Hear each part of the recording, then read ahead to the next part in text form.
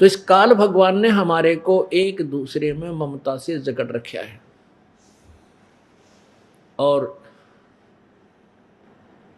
तीसरे तमगुण भगवान शिव जी के गुण से ऐसे झगड़े हो जाते हैं, एक दूसरे को मार काट डालते हैं, गोली मार देते हैं, बुरा हाल कर देते हैं।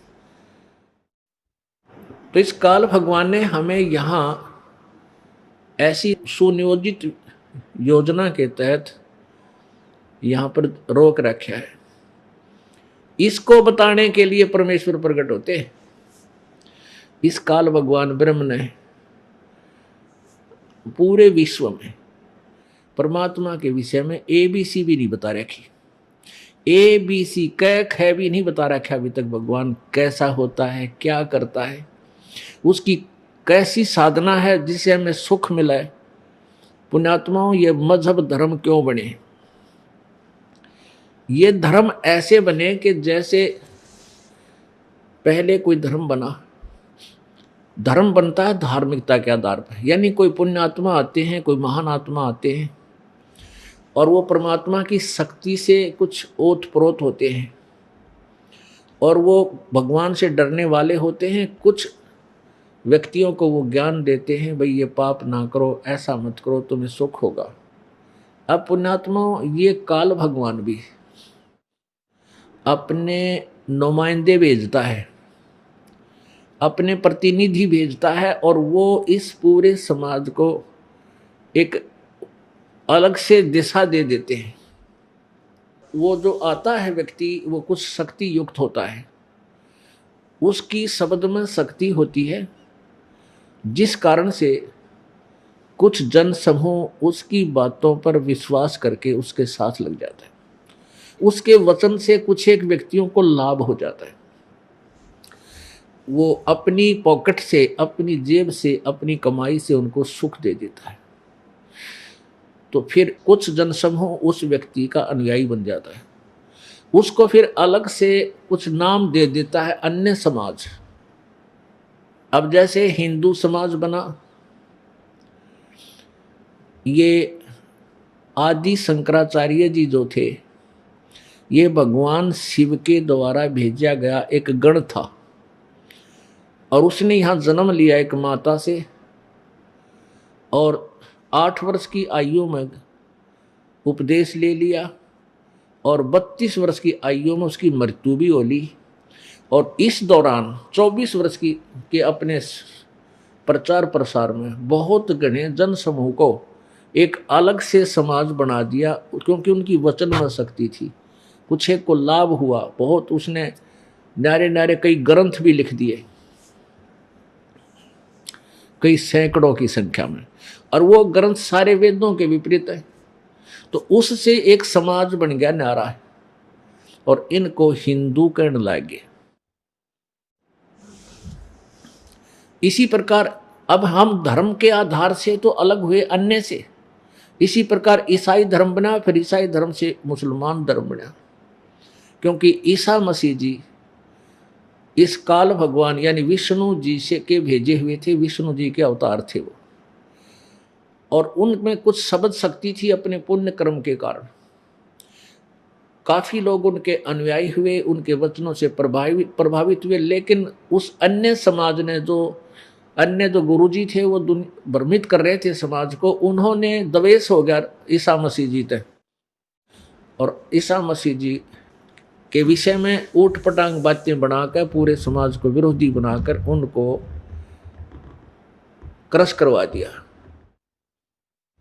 लेकिन फिर भी ईसा जी के उस अलग बने हुए समाज का आज कितना प्रतिफल है कि बहुत ज़्यादा ईसाई आज उस ईसा जी के अनुयायी बन गए, उनको ईसाई कहने लग गए, यानी अलग से भक्ति के लिए समाज बना। ऐसे ही ईसाई समाज से ही मुसलमान समाज बन गया। हजरत मोहम्मद जी आए जो इस काल के द्वारा भेजे हुए थे, शिव जी के गण थे, शिव जी के लोग से आए थे। परमेश्वर की उस सच्चिदानंद घन की वाणी में लिखा है कि वही मोहम्मद, वही महादेव, वही आदम, वो ब्रह्मा, और कह कबीर दूसरा को नहीं, देख अपने घर में।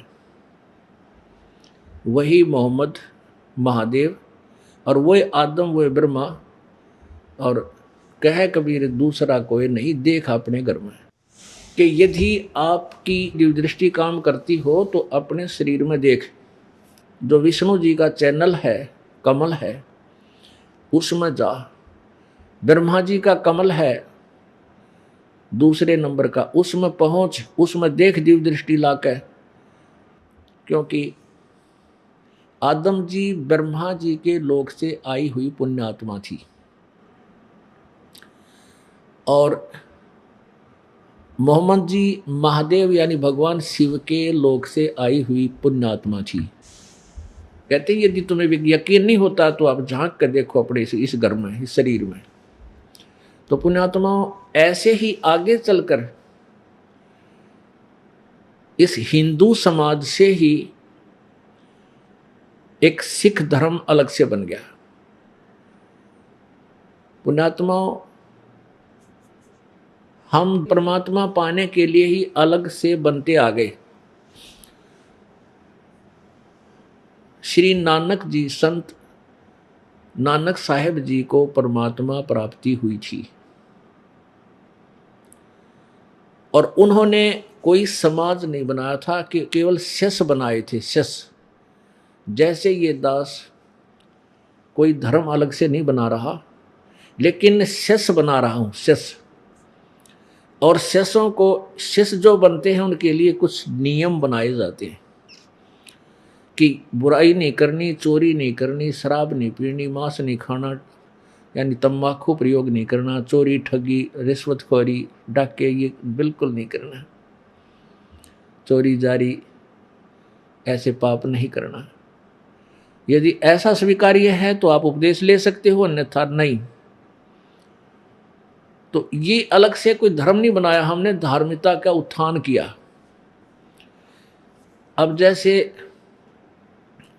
राधा स्वामी पंथ, कई करोड़ों की संख्या में अनुयायी हैं, उन्होंने कोई धर्म नहीं बनाया अलग से, यानी धार्मिकता को उभारने के लिए उन्होंने एक अलग से, एक संत जी ने जैसा उनको ज्ञान था, वो पिछले कुछ पुण्य थे उनके, अपने पिछले पुण्यों के प्रभाव से काफ़ी व्यक्तियों को प्रभावित किया और वो उनके साथ अनुयायी बन गए।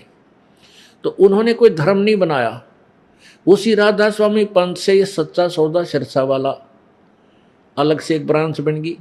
तो वो सिरसा वाला जो सच्चा सौदा, ये कोई धर्म नहीं है वर्तमान में, एक संत के अनुयायी हैं, शिष्य।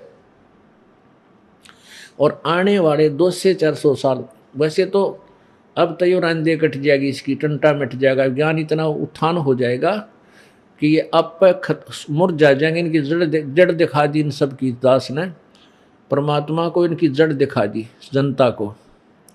इन ये क्या ज्ञान बताते हैं, बुद्धिमान समाज है, कुछ ही समय में तुरंत समझकर उनको परित्याग कर देगा, अपनी भक्ति कर लेगा।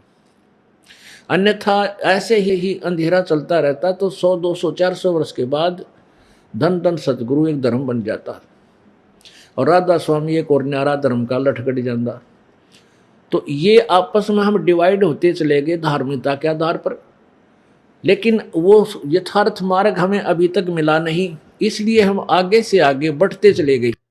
अब समय आ गया है वापस एक होने का, इकट्ठे होने का समय आ गया है। बुद्धिमान समाज है, हमारे जो सदग्रंथ हैं वो हमारे पास विद्वान है। पवित्र चारों वेद, पवित्र श्रीमद् भगवत गीता जी, पवित्र पुराण, ये किसी धर्म विशेष के शास्त्र नहीं है। ये लिपिबद्ध किए गए, उसमें कोई धर्म नहीं था, ना हिंदू थे, ना मुसलमान, ना सिख, ना ईसाई। लेकिन वर्तमान में इन सदग्रंथों को हिंदुओं के ग्रंथ माने जाता है। ये सदग्रंथ जो ज्ञान देते हैं, उन्हीं से मिलता जुलता ज्ञान पवित्र कुरान शरीफ में है और उन्हीं से मिलता जुलता ज्ञान पवित्र बाइबल में है और उन्हीं से मिलता जुलता ज्ञान पवित्र गुरु ग्रंथ साहिब के अंदर है।